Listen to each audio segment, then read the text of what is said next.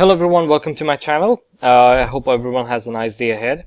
Uh, Today I'm going to be taking you through the steps in growing quails. Now keep in mind that quails are very delicate kind of chicks. They're hardly 5 grams when they're hatched out from the eggs, and so compared to that of a broiler, they need a little bit of care in the initial stage before they start laying eggs. Now keep in mind that they are prone to a lot of infections and a lot of diseases, so you need to be extremely careful when you're hatching quails.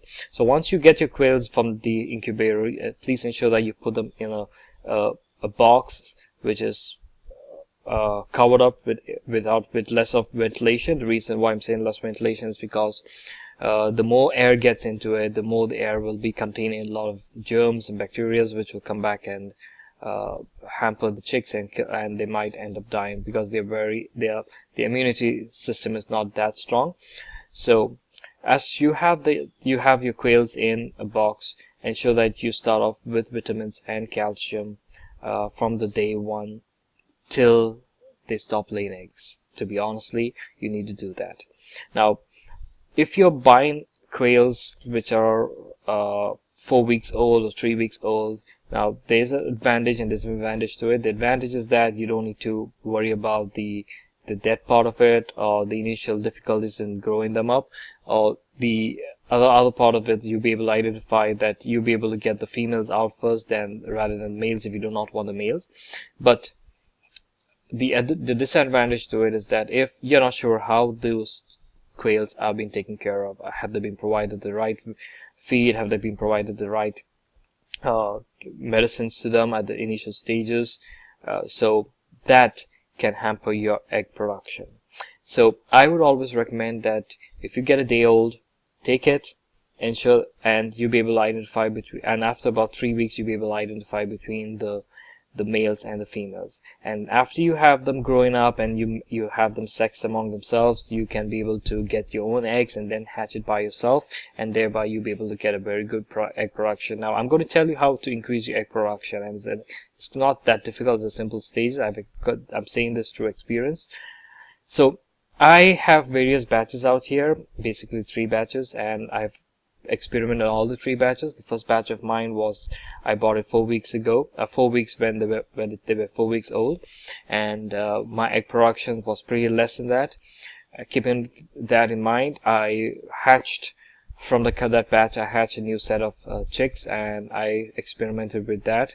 The mistake I did with my second batch is that I left the males with the females for over 4 weeks, and that hampered my egg production. So I decided to experiment one more time, and when I experimented my 3rd time, when I got my chicks which are day old, I started growing them, providing them feed, and that's one variety of feed. I've never changed the feed. It's the same feed, and keep in mind that I give them the broiler feed, which is more protein than the normal quail feed.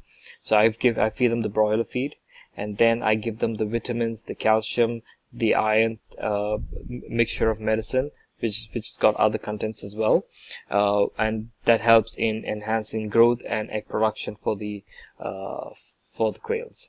So when I started off and I give the medicines from the day one till now, as it goes on. I've not stopped it. I've never stopped it at all. And feed, I've given them the feed from day one, the same feed till they started hatching, till I got 25 eggs, 25% of my hatching, my egg production, and then I moved them to the quail crumble. I prefer the quail crumble than the quail mash, because the mash is more of a powder type, and I feel like crumble is more effective for the quails than that of the mash. So this is all my view. Now, so I took my so I'm going to be mainly focusing on my 3rd batch. So with my 3rd batch, I started off with the day old, put them in a box separately when they were about 3.5 weeks. During those periods, giving them the vitamins, the calcium, the necessary medications they require. It's just a syrup tablet, which is a combination of all required for growth of the chicks, liver protection, egg production, and all necessary requirements. I've given that syrup continuously. I've not stopped it till now, and I've kept the chicks in a box for about 3 weeks, in a big box for about 3 weeks, and after 3 weeks I segregated the male and the female from them, and then I moved them back and moved the females to the main laying areas where I have where they are along with the rest of the other quails which I have. And after about 42 days, apparently 42 to 44 days time, I received my first egg, and then the next day I received 2 eggs, and then that's when I immediately, I did not waste time. I just started off with normally they say 25%, but I started off with immediately with the quail crumble feed, and after that eggs were coming in without any problem. I've been receiving close to 100%. I'm not saying 100%. Some days I have 100% egg production, some days I have 99%, but it's not gone below 99% in my egg production till date. Now I've ensured the calcium has been provided. I feed them twice a day, one in the morning 8 o'clock and the one the next is at 4 o'clock.